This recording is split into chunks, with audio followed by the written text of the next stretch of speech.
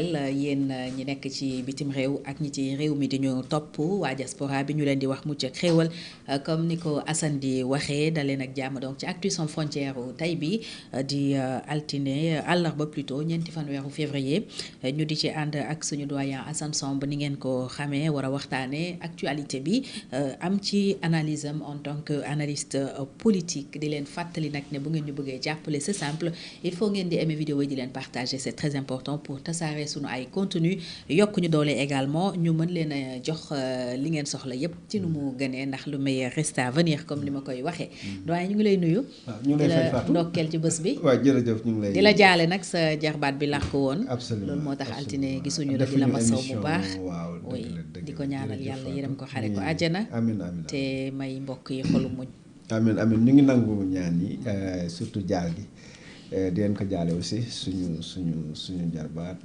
effectivement Maam Mor Wade donc Baye Mor c'était des sapeurs-pompiers et donc di surtout sant tous les sapeurs aussi parce que ñoo bokk toute la journée depuis la levée du corps très solidaires le matin ba 17h donc on était ensemble ak officiers yeeg kenn ci d'ailleurs benn capitaine bi d'ailleurs c'est le frère de Daoudou Mine donc suñu confrère ak Youssoufa donc ñoom ñëpp depuis le général Ndoye jusqu'à ay ñu bokkaloon classe en passant par officier yëpp hier aussi y a la police ñëw nañ fa kër ga à Rufisque donc ñoom itam jaal si donc tous ces corps là donc di sant aussi mbokk yi ak dëkkandoo yi mënuñu leen fay ñoom aussi taxaw nañ taxaw bu rafet donc di ñaanal xale bi yàlla xare ko àjjana amiin yaa rabbi incha allah jërëjëf di nuyu nag ñu ñuy seetaan am mbégte ñëwaat jàkkaarloo ñoom di ziar aussi Xalil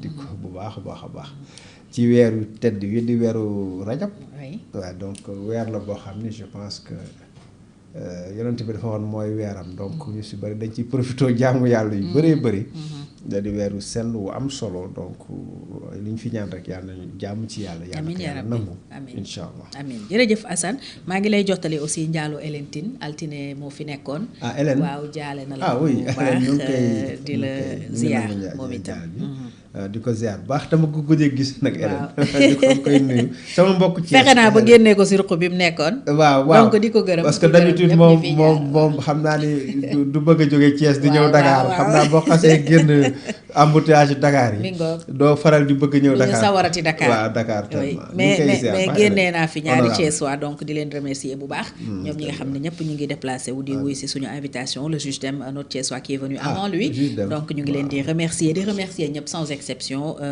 ku lim doo matal Assane ñu wax ci dossier boo xam ne am na rebondissement on peut dire bu spectaculaire muy affaire Farba Ngom parce que jàppoon nañu ne bi procureur décidé wul retenir des charges contre lui fa lay yem même si on s'attendait quand même à ce que ministère de la justice topp yëf yi ndax déclaration bi ci madame le ministre Yacine Fall def alors Assemblée nationale enclenché na justement procédure bu soxal yëkkati mbalaanu kiiraayu Farba Ngom le 9 février prochain dinañu constituer la commission ad hoc bi war a càmbar dossier bi et la plénière est prévue le 16 nooy réagiré ci boobu rebondissement. En fait bett nañu ñëpp daanaka Sénégalais yu bëri parce que Farba Ngom déjà am na procédure bu tax ñu téye ko procédure boobu dara leeragu ci ñu ngi ko téye mu feebar également nanguñu ko bàyyi loolu yëpp nekk lu jaaxal nit ñi jóge fa ñu tuumal ko ay yor portable te li ci gën a jaaxal nit ñi également du procureur moo def conférence de presse mais ministre bi moo def conférence de presse ensuite ñu dem bëgg a sonal Farba bëgg ko jàpp ñu ni bon procureur bi mënu ko jàpp parce que dafa am mbalaanu kiiraay boo xam ne moo ko muur donc immunité lañ koy wax ci tubaab parlementaire alors lu mel noonu immunité parlementaire boobu donc pour que nga mën ci indiwaat beneen procédure ci kawam il faut que nga yëkkati malaan moom et assemblée donc ni xaaral ñun tam yëkkati loola xëy na pour mën a toppee Farba laneen sur demande du ministre de la loolu justice nag dafa ñuy jaaxal daana fi am évidemment li tax ñu daana fi am mooy lu mel ni niroog harcèlement ak acharnement ñaar yooyu daana fi am maanaam singali nit carrément singali bu métti boo xam ne yow da nga naan lii lan la daanañ ko def ay nit ba sax ñi àndoon ak Ousmane Sonko dañ naa wax ni Ousmane Sonko loolu la moo ko dal acharnement ak harcèlement nga xam ni ñaar yooyu suñ la ko singalee duñ la bàyyi dañuy seet par tous les moyens nan lañ lay neutraliser dañ lay téye jaarale ko nag ci ay yoon ay chef d'inculpation li leen yoon may pour ñu téye la pas pour am dëgg ci yow mais pour téye la rek en attendant. Détention préventive. Détention préventive. D'autres l'appellent punitive. Punition préventive. Wala prévention punitive. noo ko mën di tuddee alors loolu lañ fi gis moo amaat ci Farba. alors ñu ni mais qu'est-ce qui se passe donc ça veut dire est-ce que day tekki ni soo ñëwee au pouvoir ñoom ñëpp ñoo yem ni ñuy xalaatee ñoo yem xol yi seeni xol li ci ne. est-ce que boo ñëwee au pouvoir da ngay gëlëm est-ce que boo ñëwee au pouvoir da ngay beew est-ce que boo ñëwee au pouvoir da nga am natt bu toll nii yow doo xamati loo war a def ak loo war a def. lan ngay tontu yow. yooyu question la ñuy posé loolu lépp a ngi ci waaw parce que y a deux choses yëpp si daje. waaw yëpp si daje y a deux choses yi lay jàpp te ñaare du xaj ci boppu nit da ngay am doole.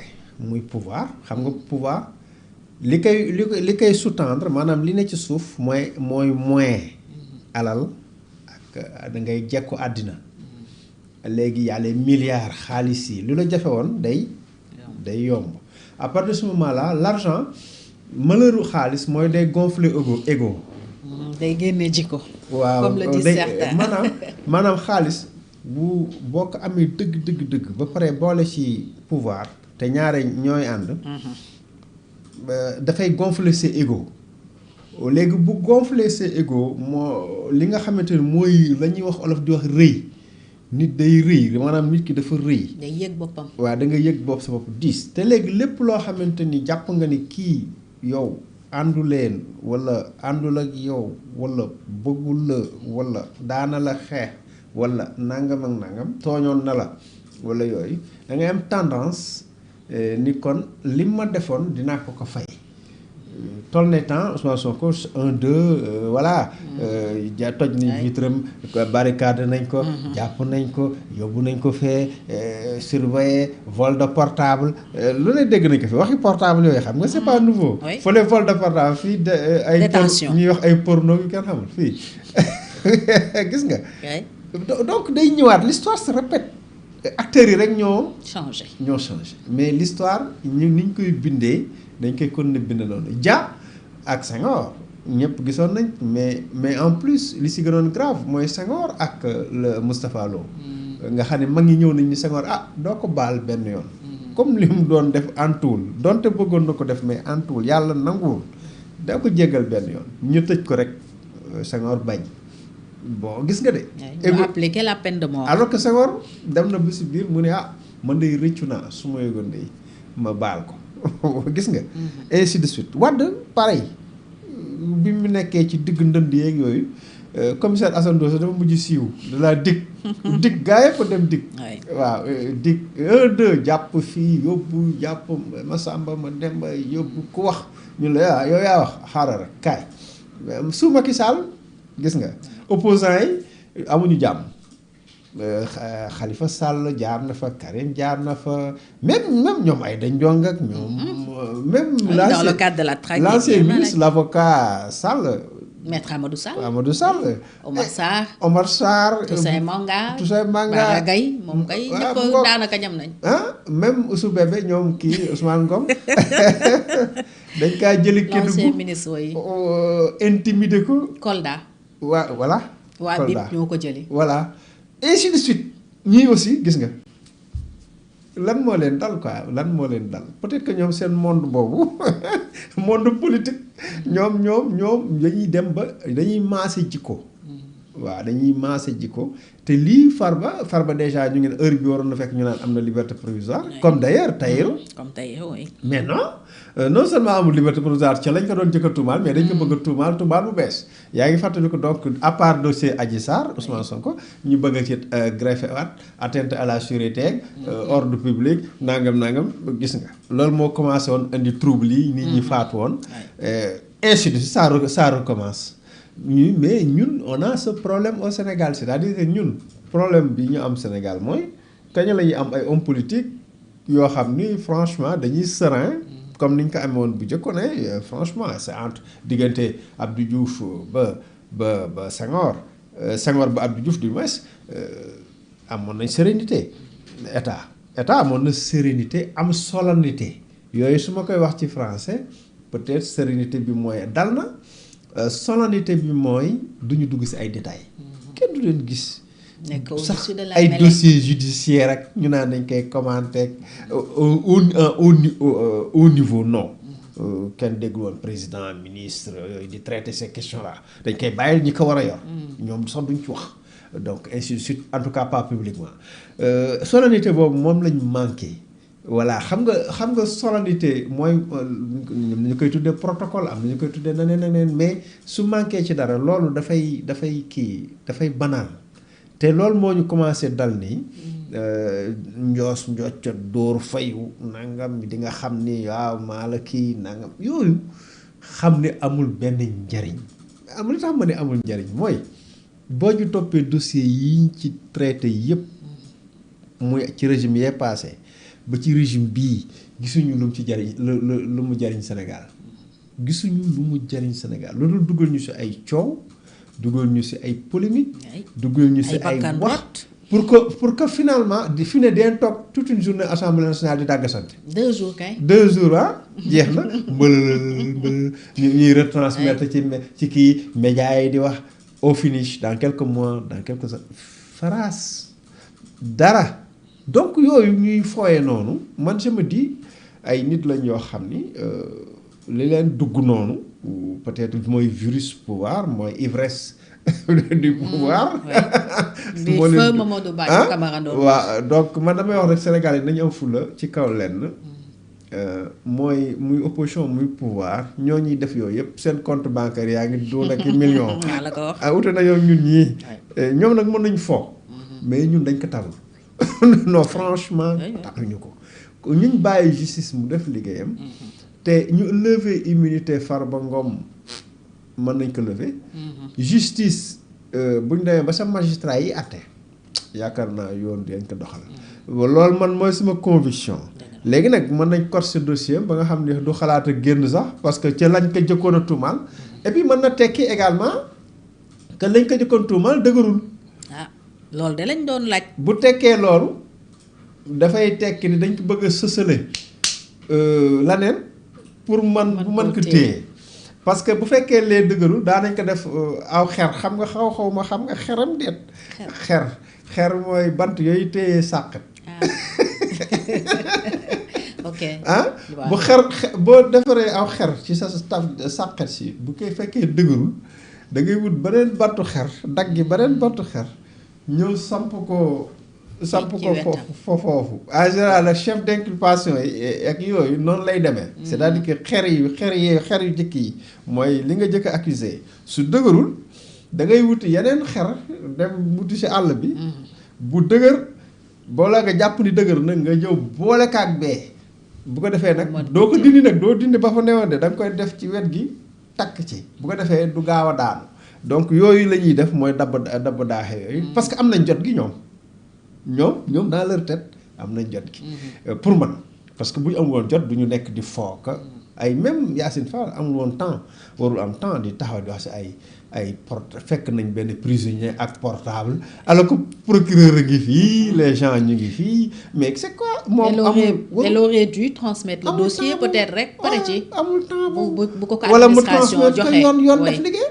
loolu la muy def ay conférence de presse di expliquer yooyu yëpp ak jot la ñun man je pense que daal xañuñu seen bopp jot ak bëgg a convaincre peut-être mais looy convaincre les Sénégalais looy convaincre ci naxasal sa moromu nit c'est pas important ñoom waroon nañ xam ni rupture yi ñu doon woote mu ngi war a jëkk ci ñoom xam nga loo wax rek ñu wax magistrat yi daal dal seen kaw or magistrat yi dañu leen di actionner ñu liggéey par exemple le parquet donc ñoom politique yi falu ñu wax rupture bi si ñoom la war a jëkk te dañ koy fàtte noonu lay jëkkee si ñoom ñu moytu détail yooyu maanaam jàpp ni justice war nañ ko mën a xeex seen adversaire wala justice mën nañ ko fayantoo parce que cette rue publique là ñi nekk ci mbedd yi di wax mooy ñi nekk seen clavier naan dañuy wax tracer ay yoon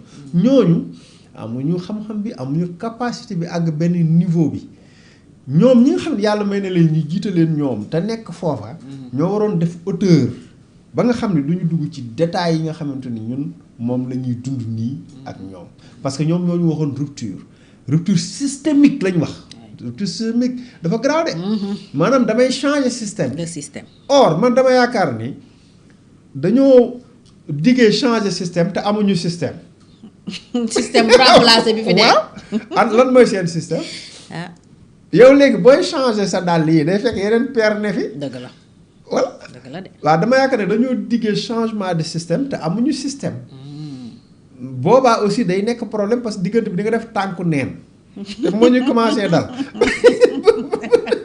dañoo commencé def tànku neen fekk naaju tàng dina metti de waaw bu ko dee naaju tàng bu ko defee ñu noonu régime ba fa ne woon moo def woon dàll yu baax yi da yaa ngi dindi dàll yi au moins mais ay dàll amoon na léegi nag loolu moom la ñu commencé di dund nii moi je pense que bu ñu bëggee justice am rupture justice ñoom dañuy fàtte ni dañoo am wàll ci justice bu am solo mooy l'opportunité des poursuites maanaam sañ-sañu topp nit loolu moo jiitu ci justice or loolu ci ñoom la dépendre loolu nag lañ war a bëgg ñun sénégalais foofu lañ bëgg rupture door a indi rupture ci magistrats yi techniciens yi. oui parce que bii su ministère de la justice saisirul woon actionné wul woon le parquet dara du am. voilà mooy li ma la wax autrement dit ñoom bu ñuy wax réforme de la justice dañuy fàtte ne ñoom justice lañ bokk maanaam dañ koy fàttelu pour que population bi jàpp ne c'est seulement les magistrats alors que ñoom ñoo jiitu parce que ñooy poursuivre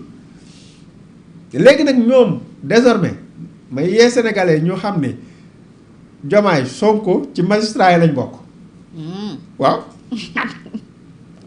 ku jiite conseil supérieur de la magistrature. président aywa. ministre de la justice mooy vice président. kuy topp lu dossier yi bu ko neexee joxe instruction jàpp leen diw. ministre de la justice. du ñu Yacine Fall tamit ci magistrat yi la bokk. kon bu ñuy xas magistrat yi nañ jiite si Diomaye wàcc Sonko ñëw si Yacine Fall door a commencé nag ci procureur général le président de la cour suprême président conseil constitutionnel président nangam. cour de cassation wàcce ci magistrat yi cour d'appel wàcc ci suuf ba ci suuf acca ñu critiquer ñëpp non ci lañ bokk. tous dans le même sac ñoom dañuy làqatu léegi bu ñuy critiquer magistrat yi ñoom dañuy làqatu ñu nekk ay politique waaw ñu nekk làqatu nii bañ ni bu ñu nee magistrat rek ñu ne non donc ça commence par le premier président de la cour suprême alors que Diomaye lay commencé waaye nañ commencé foofu la preuve li nga wax rek sax bu dul woon ñoom dossier yooyu kenn du ko enclenché. oui tout comme bu dul woon ñoom itam du ñu yëkkatiwaat dossier Maïmouna Ndour Faye ak Babacar Fall. parce que Maïmouna Ndour Faye Maïmouna Ndour Faye ci boppam moo informé ne Yacine Fall saisir na par écrit le procureur pour mu ubbi information judiciaire les concernant moom ak Babacar Fall. parce que simplement def nañ seen travail journaliste. ndax seen entretien bi ñu sekkoon ak. entre temps bi loolu passé ñaata nit ñoo fi am entretien ak Madiambal. bëri na. ñaata interview la fi jàllale. man mais sax boo ko amoon jël. maa ngi koy wut ma ko waaw amee mu ngi jël. noonu la preuve Madiambal aussi saa bu génnee tribunal de Versailles y compris démb nu ñu koy def mais journaliste dañu koy taalal loxo dañ koy taalal seen micro. il passe partout surtout les. mais il doit passer. oui. c'est ça la liberté d'information. c'est la liberté d'information loolu mënul ñàkk léegi nag bon su ko neexee ñu déclenché waat. de toutes les façons ñooñu bu ñu demee dañuy wuyu ji. wax ak jàkkaarloo juge bi ku leen du leen condamné te tegu ko ci yoon c'est aussi simple que ça entre temps nag mën na am ay peut-être ay jafe-jafe mais booy engagé wu en politique wala nga nekk dans la presse wala service de sécurité wala yenn professions yi y a des professions à risque avec un potentiel risque boo xam ni yow sa bopp il faut nga sóoraale ko il faut également sa njaboot sóoraale loolu c'est important mais l'essentiel mooy yow nekkal de bonne foi c'est-à-dire qu'il y a un seul mot dañuy jàngale éthique jàngale déontologie peut-être un jour dañ am temps discuter ci yooyu éthique déontologie mais benn mot moo tënk lépp mooy la bonne foi gis nga tant que xamoo bonne foi yow boo xasee xam bonne foi jarul ñu lay jàngal éthique déontologie. oui day ëmb yëpp da koy yóbbaale. lépp da koy yóbbaale. c'est vrai de bonne foi mooy nit ki buy wax li muy wax ak li muy bind mu xool ci àqulaay taalaam digganteem ak boroomam bu ko defee rek gëm li muy wax bañ am benn kii intention malicieuse yi defaral nit wala yàqal nit. arranger kenn bañ a nekk dans la communication. bañ a nekk dans la communication à partir de ce moment là loolu mooy la bonne foi d'ailleurs juge bi boo ñëwee procès en diffamation boo ñëwee juge bi lu mu lay jëkk a li muy seet question yi mu lay posé yëpp xam nga lu muy seet ta bonne foi. seetu leneen. mu ngi seet ba xam. loo ci jublu woon ndax amoon intention. yàqal nit wala wax nit lu ñaaw wala est-ce que amoon yéene voilà. am keneen waa vilipender wala am keneen koy arrangé. juge bi li mu lay posé yëpp foofu la jëm. la bonne foi bis bu xamee ne yow mi tu étais de bonne foi même boo juumee xam nga dina juum si liggéeyam. fekk yi amoon na yéene bu baax. mu ngi doon liggéeyam mais dafa juum. mun la def dala naan demal parce que xam na ni yow tu étais de bonne foi la bonne foi rek moo am solo. moom peut-être sax buñ ko doon traduire ci l'islam mën nañu wax yéene bi nga am. xam nga nit dina julli te du ci am dara. fekk nekkul de bonne foi bi muy julli parce que yéenewul en réalité dafa julli parce que nit ñaa ngi julli. mooy suñu copain journaliste yi demoon demoon ngorolu am na benn journaliste chrétien. julli jot ñëpp jàpp julli même suñu copain chrétien bi confrère chrétien jàpp julli pour convaincre paa bi. waaw. pour convaincre ñëpp julli. moom tam mu julli. ñoom benn maa ngi leen di nuyu. benn Makhtar. benn Makhtar. il a été mon directeur. maa ngi koy nuyu di ko ziar. maa ngi koy ziar fekk na affaire ba. benn Makhtar Diop. benn bi su fi ñëwee dina ko gën a. dina ko gën a maa ngi koy ziar bu baax. rek pour paa bi daal pour paa bi gëm ni gars yi moom ils sont sérieux. gars yi ñëpp a jàpp julli ba copain chrétien bi sax jàpp na julli. xanaa julli mbooloo ba la ànd. waaw day ànd ak mbooloo bi rek bu ñu nee allah akbar rek nga ne allah akbar. waaw donc gis nga nit ki li muy def dafay am dafa war a am bonne foi. bonne foi bi mooy lépp. ñun nag fii Sénégal ak ñoo bëgg di fo comme nii ñuy def nii ah. day tappale ci ay mbir. ay Farba Ngom même c'était la même chose avec Ousmane Sonko. boobu yàlla def na Fatou yow. ñoo doon toog comme nii ñu ngi doon wax te on disait la même chose. autant également yàlla def na Maître Wade. également période boobu doon nañ gis ay événements. yoo xamante ni mu ngi doon nuru yu mel nii. nga xam ne même ñoom Amath Dansokho. ñëpp xam nañ Amath li mu tekki ci Sénégal. ak ni mu ko yàlla bindee woon. xam ne Amath moom da nga naan bëggul dara. Amath moom wutul dara bëggul dara très modeste. Sénégal rek moo ko soxal mais teewul jàll na. justice ak ñeneen ku jóg ñu convoqué ku jóg. loolu daal xaw ma kañ lañ koy dindi. xaw ma ban régime mooy ñëw dimbali ñu si. yaakaaroo ko fii.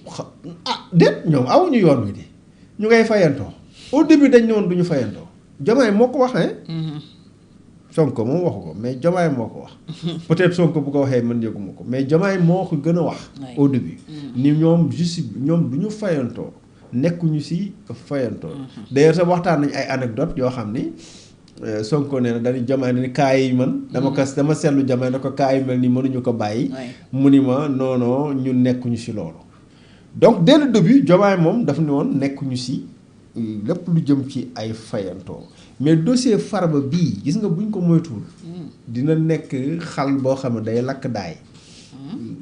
waaw maanaam dañ ko niñ ko jëlee la je ne sais pas pourquoi ñoom ñoo xam lu tax mais niñ ko jëlee nii voilà dafa mel ni daal dañ ci bàyyi xel trop. nan nga siy ragal. waaw beaucoup de choses day retourner contre toi loolu baaxul maanaam déjà sa popularité. nit ñi dañ lay commencer acharné wu ci dara rek waaw lépp ci xol la. nit ñi par exemple. parce que liy xew yàlla moo ko xam. mais liy xew ëllëg yàlla moo ko xam. mais boo xoolee xoli nit ñi. loolu yooyu mel noonu moo koy dindi ci nit. mooy tax nit ñi jéppi la. acharné wul ci benn nit rek ngay def nii wala ngay wax si lu ñaaw wala ngay kii. ki ngay séqal àddina dalay commencer weddi. et loolu moo ci gën a graaw sur le plan. cas Ousmane Sonko mooy li gën a nourrir le bilan immatériel de Macky Sall. ci la ko ñu bëri mere bi nga xamante ni Macky joxoon na instruction ay temps pour ñu dàq le Sonko. En 2016. En 2016 là. Amadou Ba ne voulait pas. Oui. D'après information yi ñu jot Amadou Ba ne voulait pas. te traîner na affaire bi traîner. buñ ko dàqul woon peut-être sax même du demee noonu mais boo dàqee. nga diaspora jóg def ay cagnotte ñu jàppale ko après mu nekk député. après ñu continuer muy victimiser wu. xoolal dóor nañ ma de xaañ nañ ma fee de. jël nañ samay daal de xoolal def nañ ma nii de muy victimiser wu di victimiser wu loolu moo di lii. également parce que après xolu Sénégal yi day sot. léegi nag soo continuer nii di farbaïser chaque jour la farbaïsation. waaw ci la ñu nekk. da ngay dindi cofeel ci xolu nit ñi. parce que dañ naan waaye ñii daal. bon ñii daal li amoon rek moo fi am waaye ñii ñoo def noonu. waaye ñii ñoo soof te Sénégalais en général bëggul loolu. waaw bëggul loolu après xol yi sur le plan politique. loolu moo ci gën a bon mooy l'image du régime. parce que yow fayul nañ la déjà. waaw fal nañ la jëlee ñi fi nekk. yow la bëggati. oui. nga ni léegi xaaral ma jaay doole. waaw yow jaay doole jaayoon la doole moo tax nit ñi faral la ba indi la.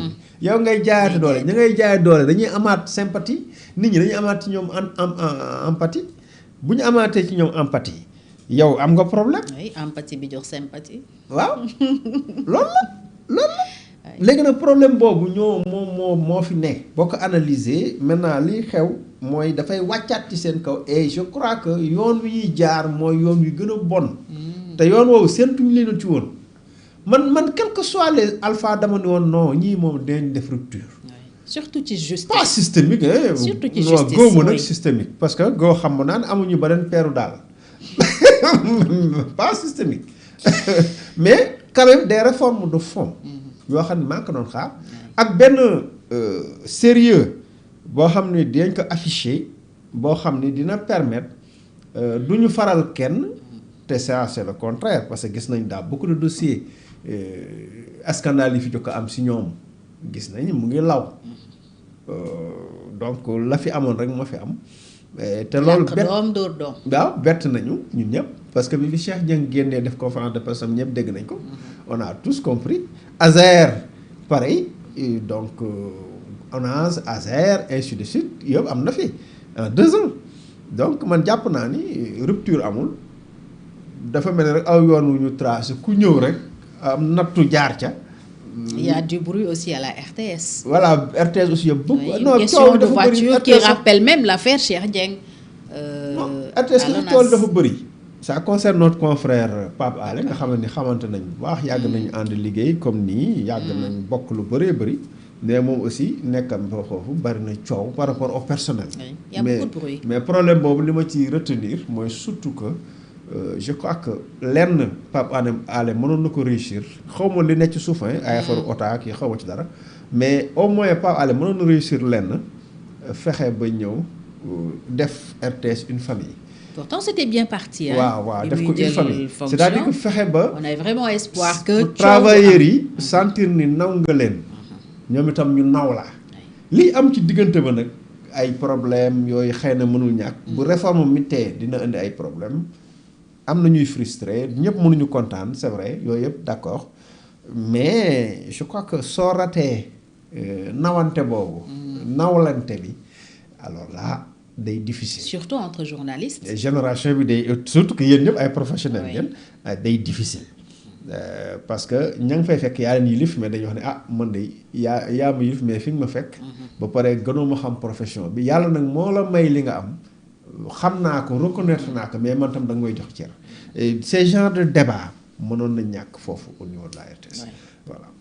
Assane ñu jàll ci beneen ponk muy affaire Madiambal Diagne boobu tamit am na évolution parce que démb plaidé nañu dossier bi devant la cour d'appel de Versailles. qui donne son verdict le 3 mars. alors rebondissement bi foofu mooy le parquet général est favorable à l'extradition de Madiambal qu'est-ce que ça veut dire. Ben ça veut lay tekki. Bon ça veut dire que justice ñoom waa procureur parquet ba France jàpp na ni Madiambal dañ ko war a extrader. Est-ce que c'est des instructions yu jóge au niveau du ministère de la justice française?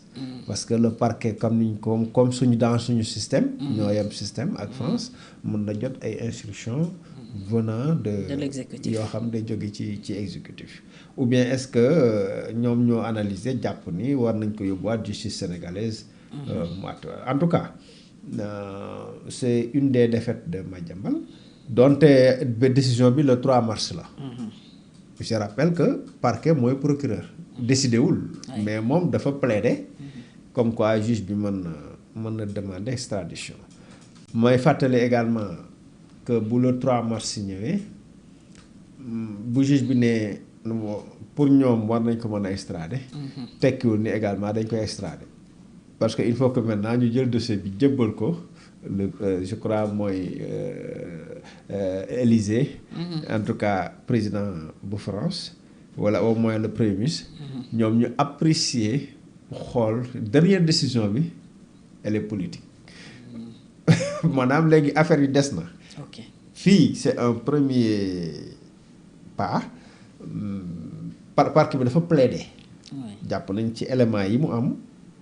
war nañ mën a extrader Madiambal parce que dina am justice équitable parce que loolu mooy seen problème ñoom est-ce que bu demee Sénégal dina tegu ci yoon dossier bi dañ ko àtte correctement est-ce que du ñu faat bakkanam est-ce que du nekk ay risques buñ ko jàppee prison. est-ce que prison yi mën nañ ko accueillir est-ce que sa vie n'est pas en danger est-ce que dina am procès équitable. avocat yi lii la ñu wax. ak waaw ak yooyu waaw la défense de Madiambal. waaw yooyu mooy les questions.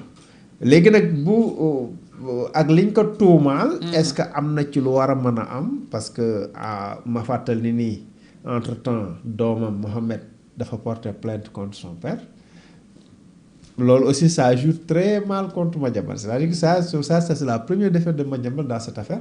bële li parquet bi wax c'est la deuxième. on attend le verdict du 3 mars pour xam. mais depuis quelque temps am na ay faits yu arrangé wul Madiambal yoo xam ne arrangé wul Madiambal plainte doom ji arrangé wul. doom ji lu mu koy reproché. bon en général ñi xamul mooy dañoo utiliser turam. maanaam dañoo àbb turam te yëw ko. bokku ci bi ñu àbb turam ci waxin def ko gérant wala yu mel noonu. te moom géré wul. boo ko yóbbu kaso. Autrement dit en fait lu mel noonu dañ koy faral di gis yenn saa yi Sénégal xaw ma beneen pays. mais Sénégal dinay faral di am nga àbb turu sa benn doom wala frère wala soxna nga ni moom lii. genre prête-nom. waaw prête-nom moom lii wala moo géré lii fekk en réalité yow yaa ko moom wala yow yaa koy géré. da nga cee def turam rek. da nga cee def turam pour làqatu ci. waaw loolu dinay am doom ji nag loolu moo ko naxari ci li ma jàpp ci tënk aussi. que loolu moo tax mu ni man de li nga xamante ni ñu ngi ma koy tuumaal waruñu ko tuumaal man sax damaa géré wul far. ndax man xaw ma lu mu demee. parce que am na société yoo xam ne yow même loo jege nit ki doo xam na mu demee. dëgg la mu ngi doxal yow xamoo li muy doxaloon la. xamoo li muy def daal la bu fekkee nag sa tur dafa ne bu amee problème yaay responsable. oui yow la fa sa tur ne. yow yaay responsable alors dinay dal sax si biir suñu profession presse. dafay dal ay journalistes. loolu peut-être ñu bari xam nañu ko. signer article. waaw daal di nga def un directeur wala un rédacteur en chef. bind article am bi def ci Khalil. bon Khalil yëgul tinul. le lendemain ñu ubbi journal ñu gis Khalil. ñu ñëw woo Khalil. waaw alors que Khalil peut-être que moom da doon bañ a signer papier bi. wala Khalil bind ba pare ñibbi ma ubbi article Khalil. roof ci ay bagages yu ma neex. Khalil yeew ñëw lire man de bind moo lire mais positivement parfois c'est positif. parce que Khalil peut-être xamul woon yenn information yi. te ñibbi na. kenn mënu kaa woo wala ñu envoyé ko article bi nakaat bind ci nangam. léegi ñu ne information yi rëcc na ko moom moo fa nekkoon waaye information yi rëcc na ko nga dugal information yi ca biir. yooyu day am toujours ci organe de presse. mais malheureusement dañ ci yenn saa ñu dugal ci caay-caay. waaye caay-caay. mbubbale ko nag benn nit alors que directeur ba la wala président ba la ki moom groupe ba.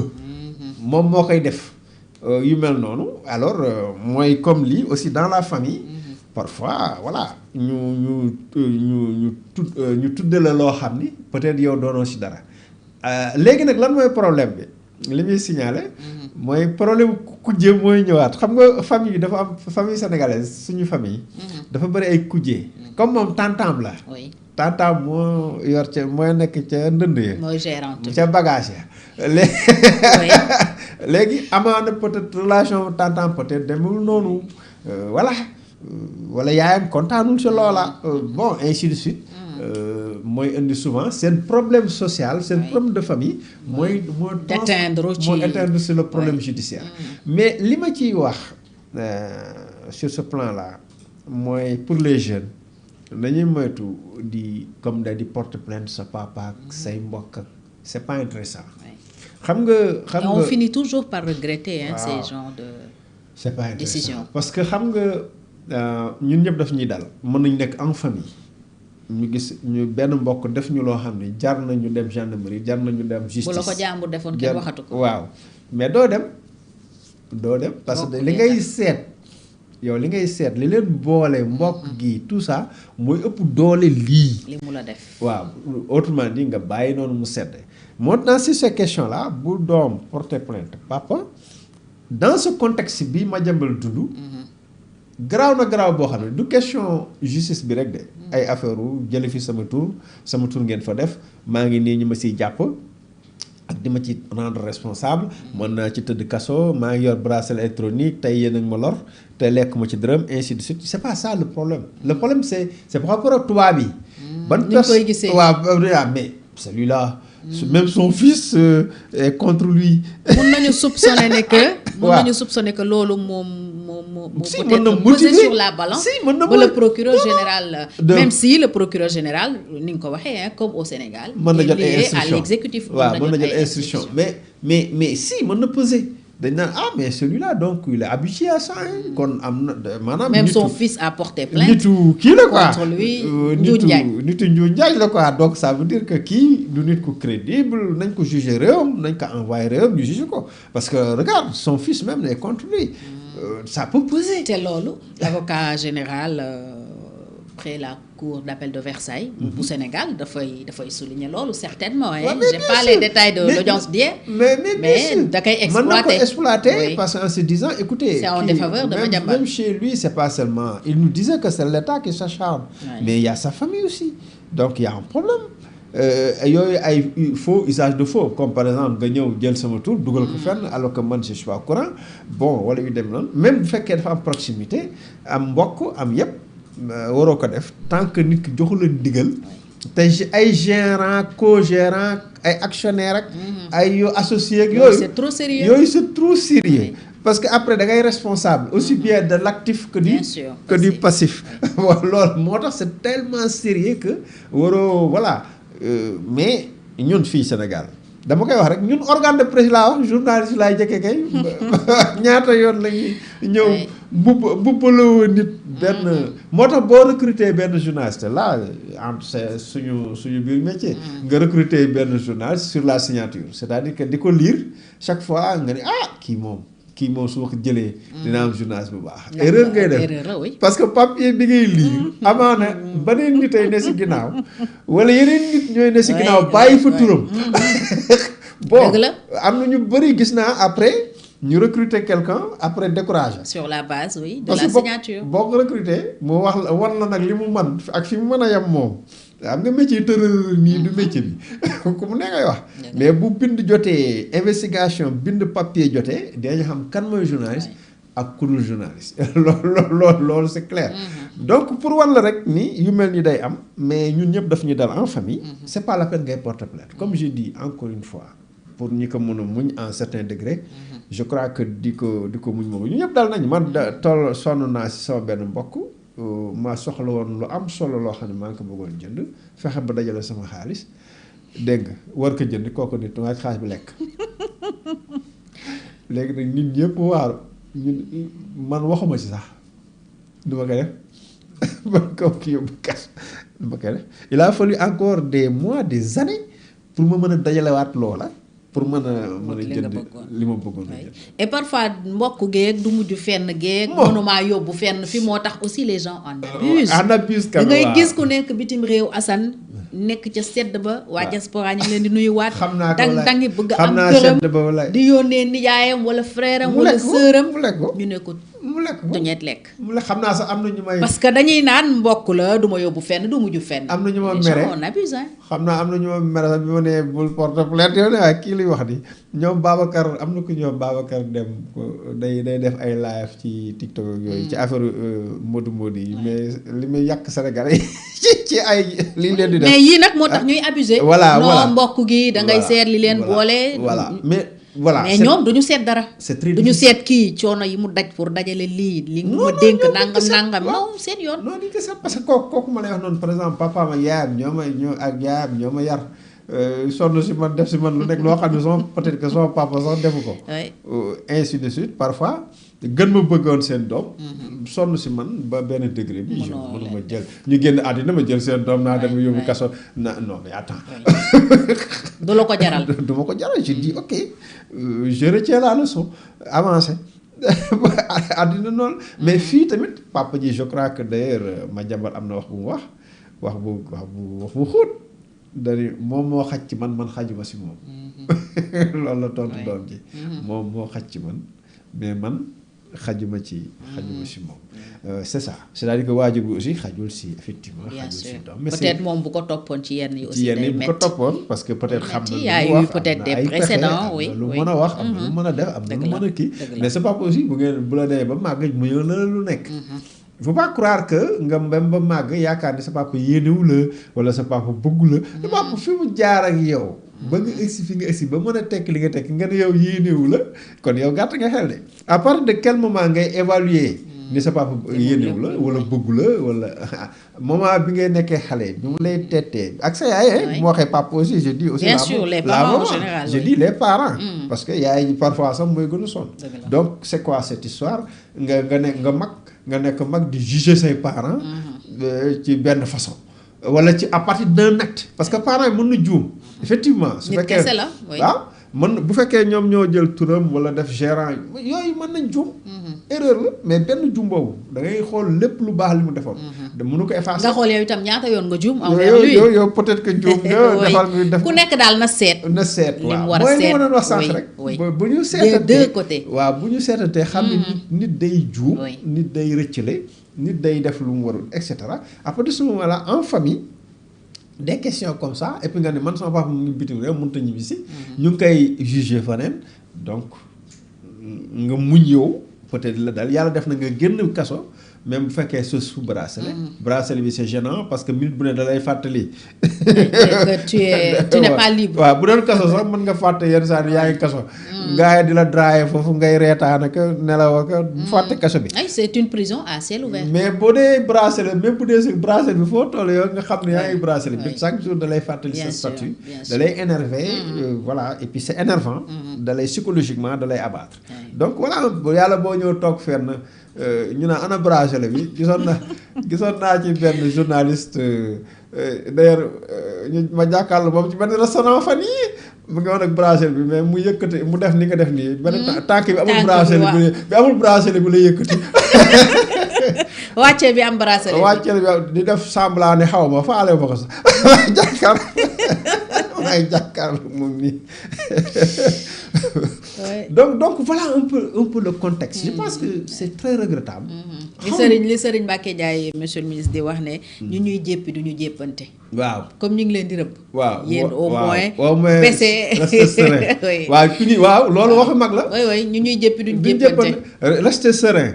parce que am na lu ci ma jàmbal waxaat bëgguma si woon sori. wax soxna yi Cheikh Diba. am na yu mu ci wax. ay plainte naan am na xaw ma man association ko moo manipulé yooyu man xaw ma si dara moo tax du ma dugg ci. bien sûr c'est des dossiers même personnels. Et puis c'est très personnel. du ma dugg ci circuit bien boobu. sûr mais tout ce que je sais c'est que xale yi nañu def attention. par rapport nit bu lay wax sa waajur rek. yow méfiewul ci nit kooku. parce que nit mën na ñëw di commencer di la manipuler sa waajur ñun ñëpp dal nañ. bien sûr waaw di la sa papa de moom nangam wala sa yaay nangam. di la influencer négativement ci say parents. ay na nit ñuy def noonu. boobaa méfiewul de cette personne. waaw parce que voilà du nit ku baax. bu doon nit ku baax du def noonu. mën na nekk ku la jege mën na nekk koo may mu jege la. koo xam ne peut-être du sax du sa mbokk mën na nekk également sa mbokk mu profiter du contexte. daa sa yaay kay moom. voilà sa papa kay daal di def ay kii. léegi di sama doute ci sa esprit. mais surtout nag contexte polygame moo ci gën a grave. mooy foo xam ne moom bu jigéen ñi dañuy wujjee. parfois nga takk benn soxna.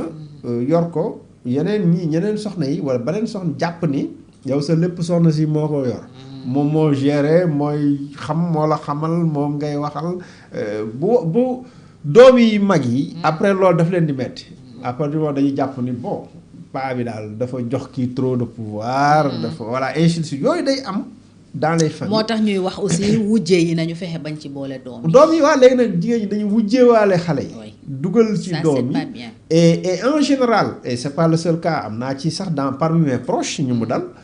seen taaw bu góor dañ jote yu métti jote wu ñu ndànk ni de waaye jote yu parce que souvent ñoom ñooy taxaw pour défendre seen waaw jàpp ni voilà ñoom li tax seen taaw di góor yooyu di jote ak seen papa parce que tout simplement dañoo jàpp ni seen yaay dañ ko néewal doole à partir de ce moment là ñu dem féete seen côté yaay taxaw jàkkaarloog seen tante ak seen papa jàpp ni seen papa ak seen tante benn lañ et lan la leen seen maam yi di wax seen maam yi ñu ay arbitre lañ dañu sa ginnaaw naan sa papa tayu ko de dañ kaa liggéey waaw sa papa moomu de li mu nekk tayu ko bu ko defee ñu jóg topp sëriñ yi di xam ba fu nañu dem fa naan sëriñ sàngam da aay na bon attends c'est la guerre ça c'est la guerre biir famille ay guerre ay clan bataille rangée moo tax souvent bu ñuy wax fii suñu problème problème yooyu socio personnel yooyu famille yooyu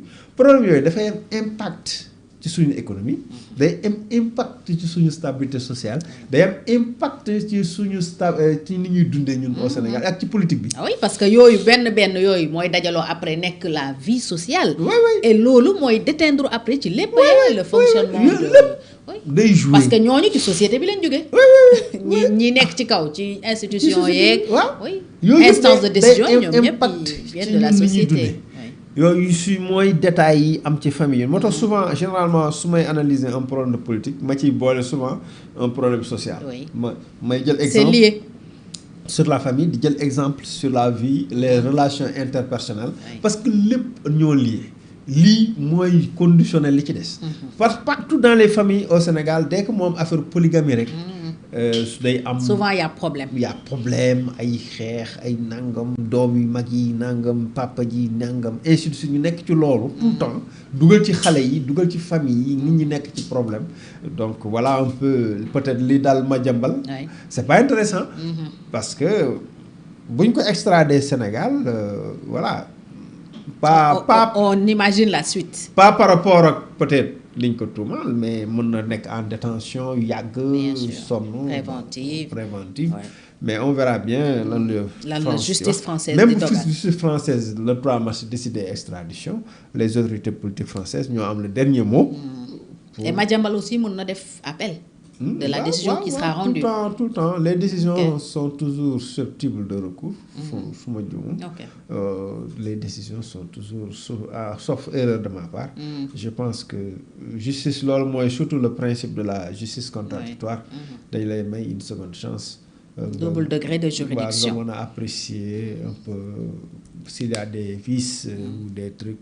Mais en tout cas, c'est pas une décision boo xam ni dafay indi extradition bi encore une fois c'est juste un genre décision là c'est vrai mais dafay agir comme un avis boo xam ne dañ koy transmettre aux autorités politiques mais ñooñu nag avis justice bi nag dafa am solo. moo leen di orienter normalement ñu xool nag est-ce que kii kat war nañ ko mën a delloo am réew ñu àtte ko. par contre si la justice donne une décision en fait négative ne duñu extrader Madiambal l'autorité politique du mën a. Mais si, quelle que soit la décision... ça reste un avis, ça ne lit pas l'exécutif. Non, ça ne lit pas. D'accord. non, ça ne lit pas l'autorité politique. Ça ne lit pas. Sinon, c'était non du woon jar ñuy dem justice voilà. alors Assane bu weesoo la plainte du fils de Madiambal bi ñu njoxtu ne peut-être moo tax le parquet général pesé na ci daal mais peut-être moo ci pesé mais est-ce que mën nañ njoxtu ne itam les déclarations de Ousmane Sonko et Yacine Fall mën na tax peut-être l'exécutif l'Élysée jox instruction le parquet général mi nga xam ne mu ngi ci hiérarchie pour que mu doxalee noonu est-ce que peut-être loolu moo leen motivé question Fatou, c'est d'autant plus important que Sénégal dafa def pression sur la France. Sénégal dafa def pression sur la France. Est-ce que pression boobu am na impact ou pas xawma mais tout ce que je sais les général de Gaulle waxoon mooy les états seen intérêt la ñuy xool.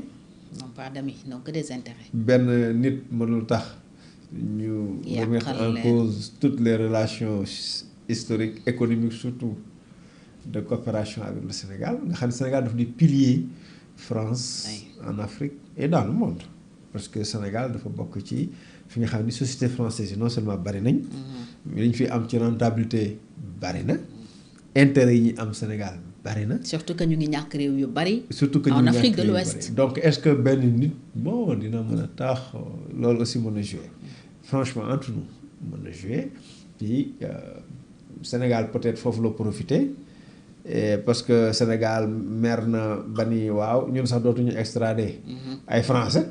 Vous voyez un peu le problème c'est-à-dire que bàyyiwuñu justice française mu def liggéeyam sereinement. On a fait la pression. Parce que loolu peut-être ñun suñu jikko la quoi dañoo ñëwee pression. Donc on a fait la pression. sur la France sur la France est-ce que pression bi na am impact. On verra bien. En tout cas procureur général bi li mu wax moom c'est pas favorable. à Madiambal waaw léegi nag moom verra. mais le dernier mot revient encore non au juge le juge verra. Oui. Juge bi moom mënoo def pression si moom. Il va voir est-ce que Sénégal am na. Par rapport à l'individu mooy Madiambal ci boppam. Est-ce que dina am garantie justice ba est-ce que liñ koy tuumaal yanu na maanaa est-ce que bakkanam nekk ci xottu gerte bu ñibbee. ainsi de suite yooyu éléments yooyu la ñu xool par rapport léegi nag liñ koy tuumaal loolu Sénégal a koy àtte loolu France du ko àtte. il faut pas que aussi nit ñi foog ni. dañuy àtte Madiambal ca lañ ko tuumaal. déedéet. extradition bi lañ fay àtte. waaw kay. xam nga ñu bari nag mënuñoo séparer ñaar yooyu de.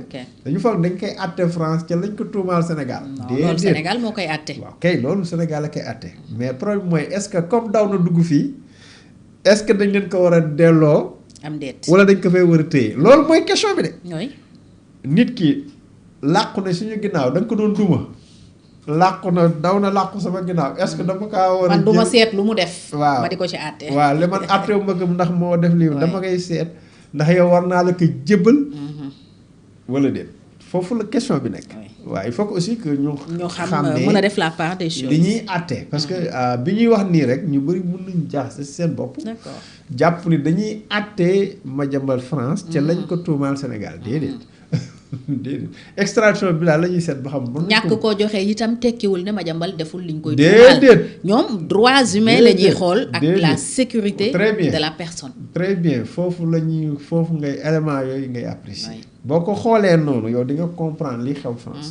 sinon doo comprendre li xew France. dëgg la li xew Sénégal nag moom Sénégal ay sénégalaiserie la. sunuy mbiri bopp la. bu ñëwee Sénégal nag. société Ellipse ak kenn xamul. Ellipse Project dañu xam li nekk ci biir est-ce que voilà amoon na ay kii yu mu jot xaw ma commission rétro commission xaw ma nu ñu ko tuddee après loolu moom àtteb Sénégal la. loolu France moom duggul foofu. waaw. très bien Assane ñu ñëw ci beneen ponk muy mbiri Ousmane Sonko Mame Mbaye Niang en attendant que Cour suprême di dogal Mame Mbaye mi ngi topp Ousmane Sonko pour dissimulation frauduleuse d'un bien immobilier ndax këram gi nga xam ni moom la Mame Mbaye bëggoon a saisir pour mën a fayeeku 200 millions yi ñu alamaan Ousmane Sonko premier ministre boppam moo xam le ni def na ko si turu njabootam donc amatul lu mu fayee Mame Mbaye di ko si topp ne dissimulation frauduleuse d'un bien immobilier la ndax bañ koo fay moo tax mu def loolu altine barki démb daal nañu koy évoquer en audience de répartition renvoyer dossier bi ba le 11 février prochain devant la 3e chambre civile luy sa xalaat ci moomu mbir. bon dossier boobu dafa am erreur bu Sonko def xam naa am na ñu bëggul ñu wax erreur bu Sonko waaye parfois mu def erreur xam nga en justice dañuy aaye buñ la condamné par exemple yow ci dara walla nga ñu yóbbu la ci yoon ngay rawale sa walla kay rawale moo boobu laa doon seet ngay rawale sa benn alal pour que bu ñu la condamné walla liñ la condamné duñ ko mën a saisir léegi justice day aaye loolu léegi nag Sonko da ko avoué def ko ba pare wax ko. waaw loolu mooy erreur bi may wax pas def bi rek déjà def na ko mais dafa ñëw nii man sax day rawale naa sama kër gi bala su kaa jële waaye loolu erreur la daa xamul yoon. erreur la banaam daa xamul yoon quoi bu xamoon yoon du wax loolu. wala mu bëggoon narge Mame Mbaye. waaw narge la mais boo nee rawale naa ñu ne kon nañ ko jëli. parce que yow waroo ko rawale. ça veut dire que Mame Mbaye mun na am dëgg si lii. dëgg li mu la man bi ma koy waxee laa nii. toj na kaas fi ma toog nii di seetaan laa nii rawale naa ñu ne yaa ko rawale kon kay jëli ko. ce fut aussi ma réaction bi ministre de la famille. waxee ni mu fayee xaalis bi. j'étais avec Khalil j'ai dit boobu tamit j'ai eu la même réaction. boobu moom xam nga lu mu tekkee. suñu mbokku Medina bi xam nga lu moo tekkee détourné naa. loolu mooy détournement bi. donc il y a un problème réel de communication. ah si. oui rawale naa alal ji parce que bëgg mu ñu saisir ko. ñun la waaw li ma waroon def fii moom laa def fee. comme rawale nga xaaral ñu dem jëli ko. yow ni bañ a fay tax nga dem rawale ko yaa ko moomoon da wax nga ko yaa ko wax d'ailleurs ni yaa ko moomoon def ko turu diw. ñu xool date bi ñu daal dem jëli ko. bu dee c'est après la condamnation. yaa ko tey dissimulation frauduleuse. mooy loolu dissimulation frauduleuse. mais mënul weesu cette heure de communication. c'est vrai que juge bi daan na je pense c'était 200 millions non. 200 millions d'amende. 200 millions. mu war ko fay Mame Mbaye Niang dans cette affaire-là te l'affaire est close. oui il y a une condamnation définitive. l'affaire est définitivement jugée. dafa am lu ñuy wax d'ailleurs autorité de la chose jugée. am na autorité de la chose jugée sauf. te yegg nañu ci rabat d'arrêt. rabat d'arrêt ba ci lépp rabat d'arrêt bi c'était pas obligatoire d'ailleurs. Sauf que maintenant en cas de fait vraiment nouveau. ba ñu réviser oui. ba ñu reprendre le procès. là la procédure suit son cours. voilà la procédure suit son cours mais fii daal li ma la si mën a wax mooy. booy wax aussi da ngay def ndànk. parce que xam li nga war a wax doo wax lépp. day rawale naa sama kër boobu boo ko waxee ñun la kon yaa ko rawale. xaaral kon ñu dem jëli ko. yaa ko wax di. déjà kenn du ko def. ensuite nga def ko wax ko. ñun la bisimilah daal dal sa kaw.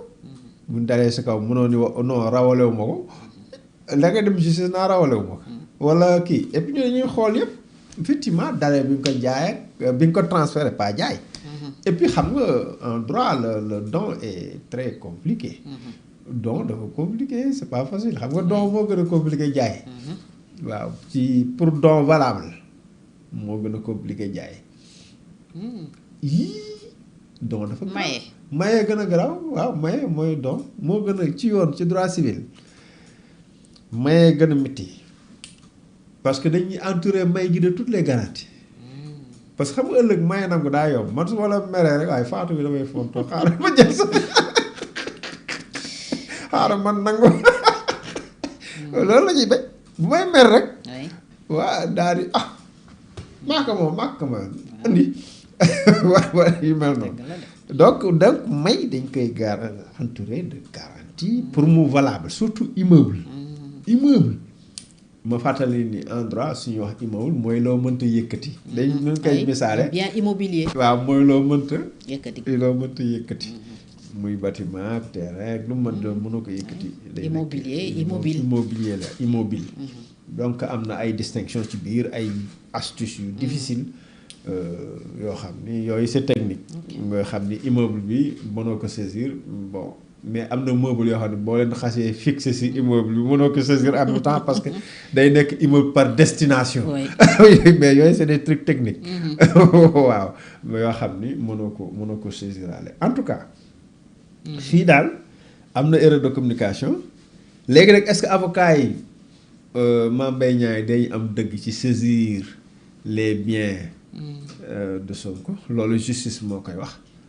mais dès le début xamoon naa ni amoon na erreur Ousmane Sonko par rapport à cette affirmation parce que déjà loolu kenn du ko def parce que da ngaa violer la loi da ngaa dissimuler mais aussi ba waxuma dara da nga reconnaître ko en public. wax ko daal ni man sax de sama bañoon ñu saisir ndànk ma taxoon ma def gis nga bonne foi bi yow wax intention bi. oui foofu lañ koy condamné.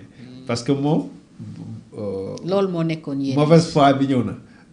yow da bañ a fay Mame Mbaye Niang bañ a fay très bien yow da ngaa mooy la ma jëkkoon a wax. da ngaa indi sa mauvaise foi. maanaam yi amoo yéene fay ko. parce que mënoon na ko def ci période boobu. fekk ne du woon lële la. waaw fekk da ngaa amoon bëgg-bëgg. bon waxoon na ko sa njaboot voilà da nga soxla woon. peut-être voilà da ngaa je veux dire da nga ko bëggoon jox kii. wala période boobu. boobaa sax mën nañu am doute. nga discuter de la bonne foi. mais fii y a aucun doute possible. yow yaa ko wax parce que yaa ko wax. nii dama yéenewul woon fay nit ki ba sax ma jaral ma sama alal ji ma maye ko. par sax def naa ko sama turu njaboot. doo laal dara. waaw léegi doo laal le or boo waxee loolu. yow loolu da nga ko wax nit ñi nii mais sur le plan juridique yaa ngi violer la loi. parce que loolu mënul ne. déggoo li ma la justice garaaw na garaaw goo xam ni soo amee woon activité commerciale nii. nga am activité sociale et commerciale nii nga dem ba déclarer faillite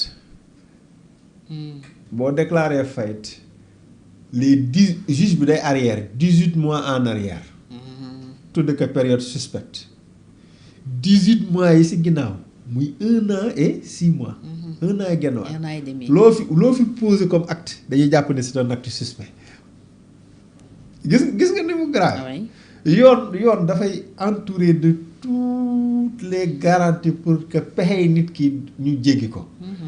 nit dafa bari ay pexe. nit nag ni mu bari ay pexe. say pexe doo dem public di ko wax. say pexe. moo tax politique yi li leen di dal aw làmmañ ci la bokk. wax lu bari ay wax nit day moytu wax. boo waxee feeñ. boo waxee rek feeñ wolof daal di boo waxee feeñ.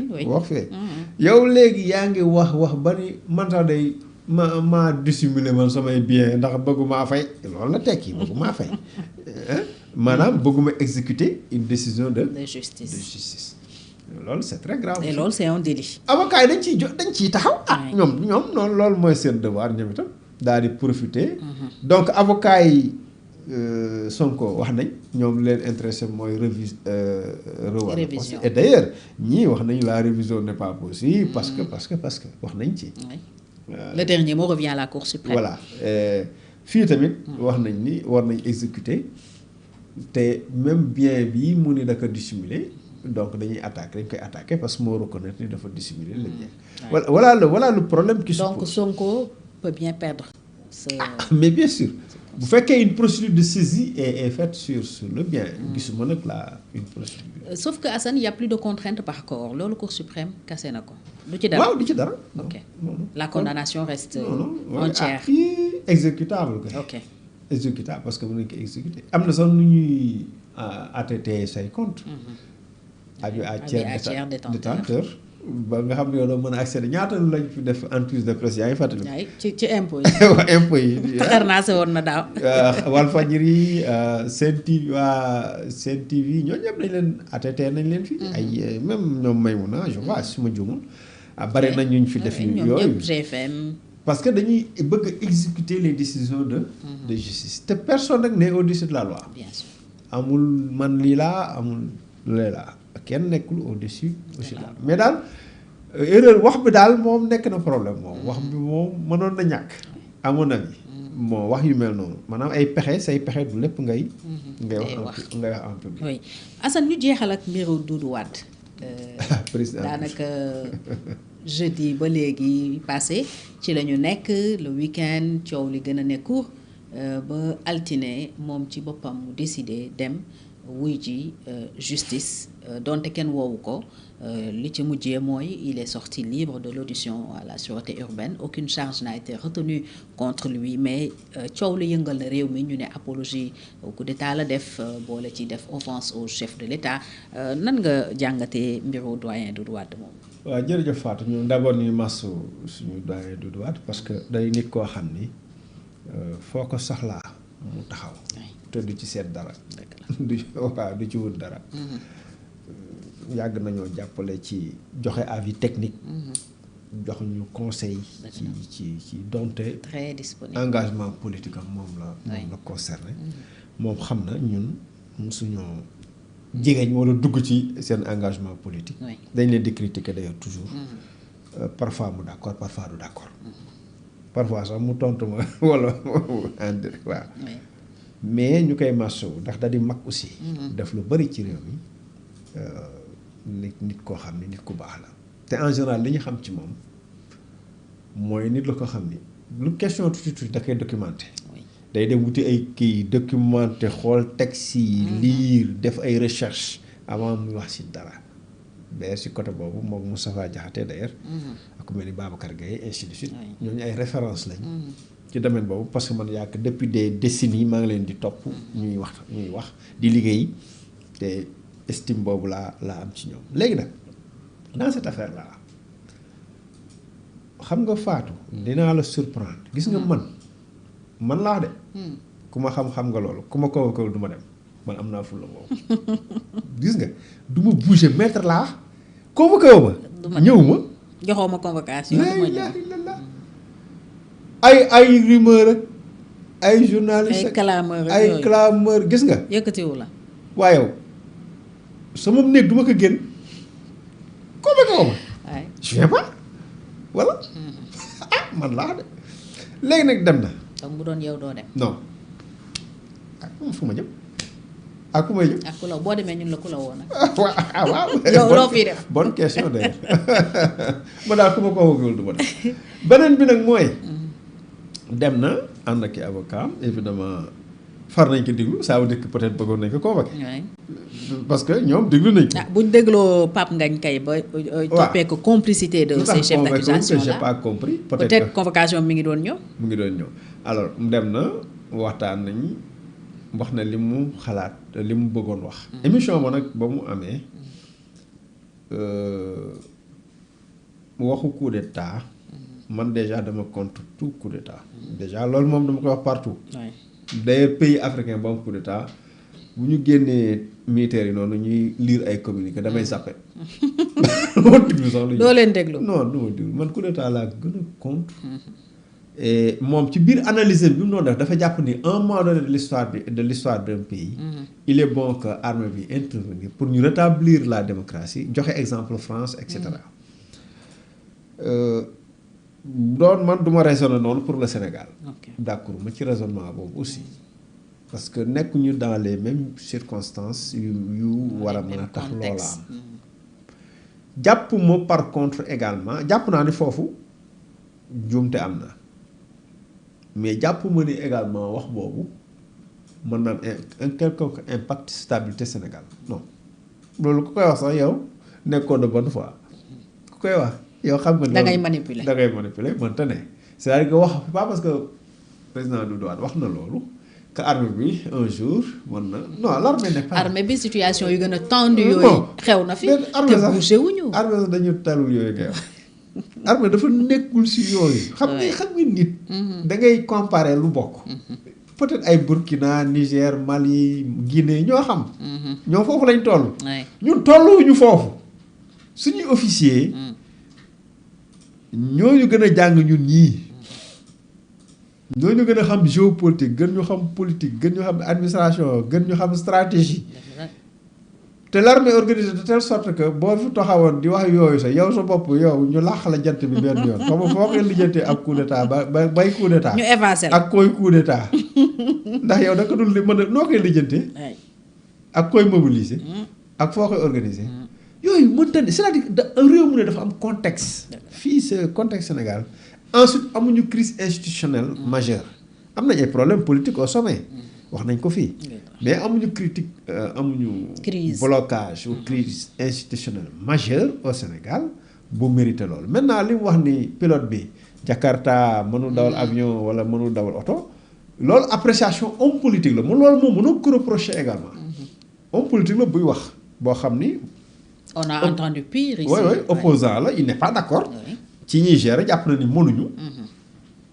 bon loolu avem la kenn mënu ko reprocher loolu ak nu mu ko mën di imager loolu avem la mais coup d'état peut-être bu ñuy dialogue ci wàllu Sénégal nañu moytu c'est référentiel parce que ñun gisuma benn réew bu am coup d'état ñu ñee ko c'est pas intéressant parce que day bloquer le processus institutionnel bi ma ko waxee Maliens yi ñu saaga ba mooy bi fi Goïta jëkki coup d'état ànd ak kii l'autre imam Dicko Mohamed Dicko la Maliens yi tàcco ko fecc man leen dee ngeen Mohamed Ba rédacteur en chef réew mi à l'époque Mohamed maa ngi koy nuyu moo wan réaction yi man yëguma ci dara de ndeke benn site malien bu ñuy wax Marital xaw ma moo reprendre article bi léegi ñu may yàq lu ne tu connais pas le Mali waaw nangam man leen dee ngeen ñu ne ma lu tax ma ne ñaari ennemi la militaire yi am ya ngeen foog ni benn ennemi la fekk ñaar la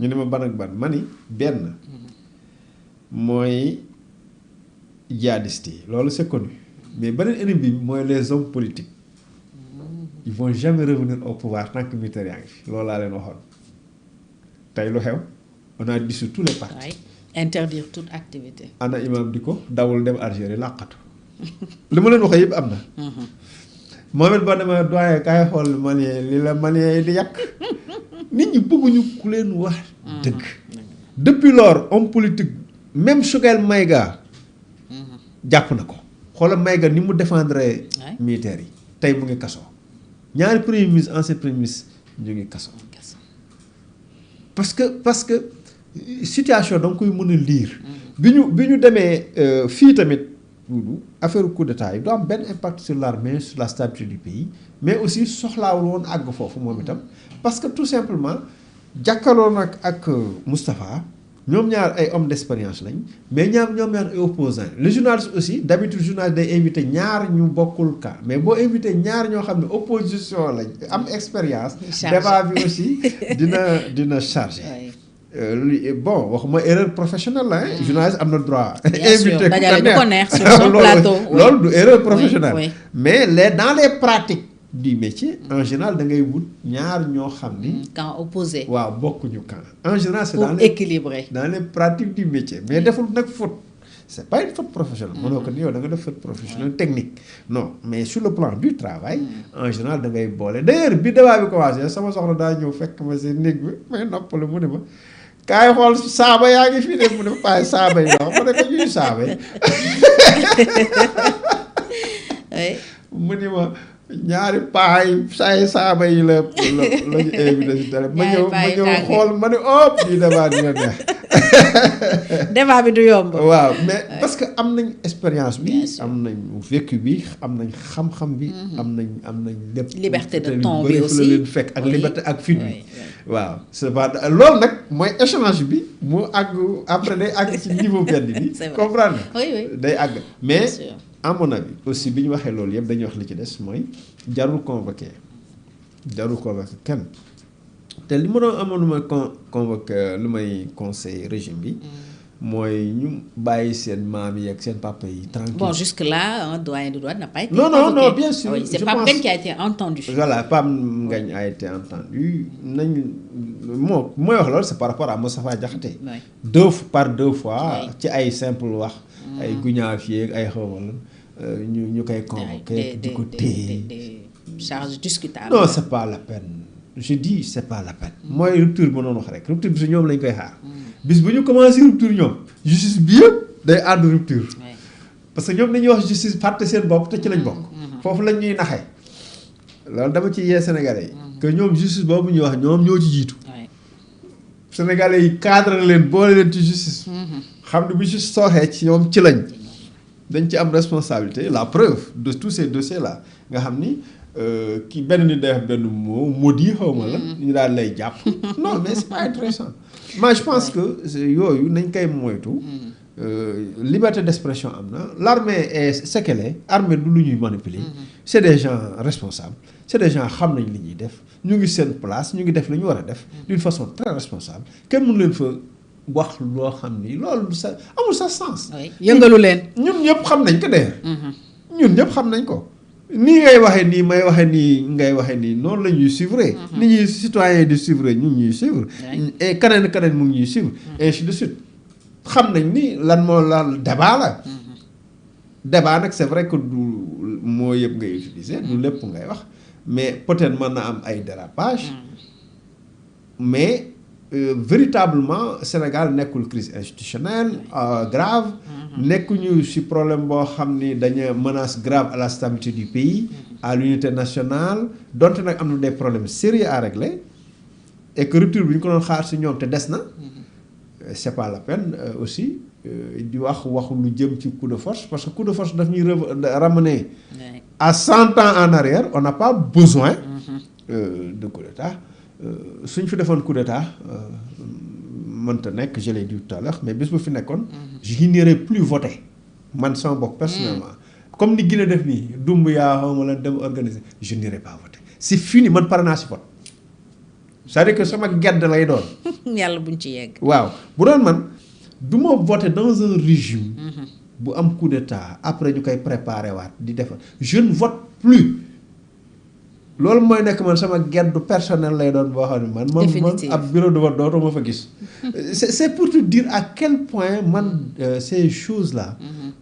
d'accord ma si parce que Sénégal ñu ngi ci processus démocratique qui est exemplaire lu la waaye mën di wax te am na ñaari alternance na continuer ñu ngi espérer ñaar wala ba ñetti espérance maa ngi wàññi ñett Wade Macky ak Diomaye am na ñett trois alternance ñetti alternance dañu bëgg te bal tàkkul waaw sagar xëy dañoo bëgg ëllëg si biir kuy ñëwaat aussi nga ñëwaat si jàmm ci vote ci tranquillité nit ñi xëy liggéey voilà li ñu gëm ñun ces histoires de coup d'état là catastrophe la dans un pays loolu mooy cat bi gën a grave ci état mooy coup d'état non yàlla na ci yàlla musal Sénégal non loolu moom muy Mauritanie muy Niger muy Mali muy Guinée muy Madagascar muy Gabon am na fa ba ñu organiser ni processus ba jekk-jekkal noonu ba toog moo doon Gabon ne du ma voter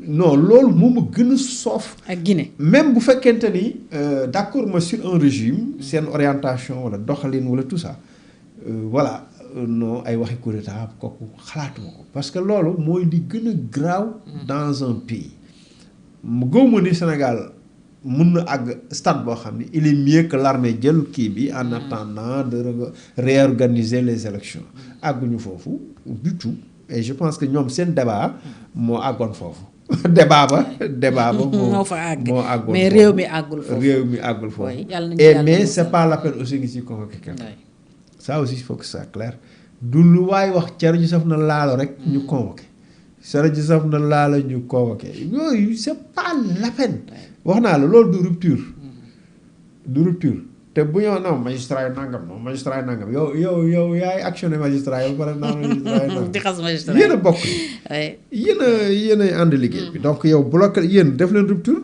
bu ngeen defee rupture après magistrat yi def rupture c'est aussi simple que ça régime bu ci wanee exemple rek gars yi topp ñëpp topp ci le poisson pourri lépp par la tête lépp leer donc su boobu bi baaxee lépp baax jeex na tem nga Fatou attention de yaa ngi daal poisson pourri loolu c'est une expression que j'emprunte au doyen Mamadou Diop Decroix waaw loolu expression la bu am sax oui le poisson pourri par la tête donc bopp bi moom su baaxee lépp baax su bonee mu wàcc si suuf mu wàcc rek waaw ku ñëw nag da ngay bëgg di xeex justice bi xaw ma lu tax peut-être que dañ koy laaj psychologue yi espérons que dinañ am rupture bi ñoom Serigne Mor Mbaye ak ñooñu expliqué ñu ak les sociologues lan moo nekk ci esprit sénégalais yi ba nga xam ni ku toog si nguur gi rek la même chose sénégalaiserie waaw sénégalaiserie nga def la même chose que li nga doon dénoncer waaw c'est dommage merci Assane yaakaar naa ne foofu la ñuy taxaw tey di la gërëm bu baax ci jàngat yi yu am solo yi macha allah plaisir la bàyyi la nga tàggoo.